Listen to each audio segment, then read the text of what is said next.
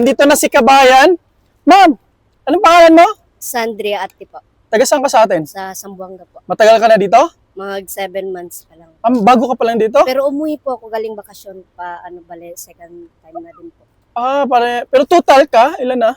Bale, 3 years and 7 months. 3 years and 7 months. So, pangalawang kontrata mo na. Opo, opo. Okay. Pero nakakain ka ng isda dito? Hindi po. May di-off ka? Wala po. Walang di-off? Di nakain ng isda? Hindi po. Di ba sabi mo matagal ka na nag-visit sa akin? Saan ka pumunta? Galing po kami ng Kaibar po. Pumunta Kaibar? kami ng Apo. Kaya pala nag-antay ka sa akin tapos nag-visit ka sa akin, ma'am, no?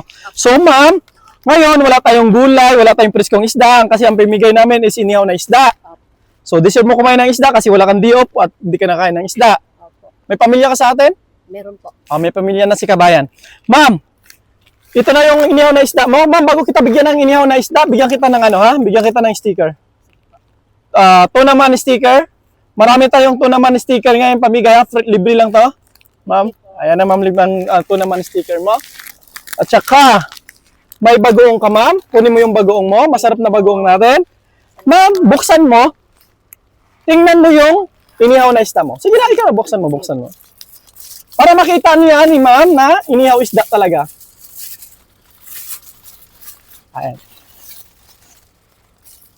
Hoy, ma'am! Wow, laki. Ayan na, ma'am, ha? Opo, thank you po. Andito na yung inihaw na isda mo. Napakalaking tuna, ma'am. Napakalaki. Ilan kayo dyan? Bale, 5 po. Pinay?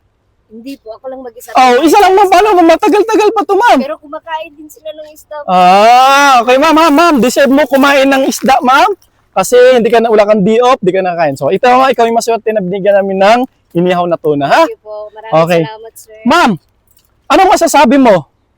Thank you po. Sana madami pa po kayong matulungan na kababayan natin. Okay, ma'am, ha? Thank you, ma'am, ha? God bless, ma'am. Deserve mo kumain ng isda, ha? Thank you po. So, ayan na si Kabayan, ha? Wait.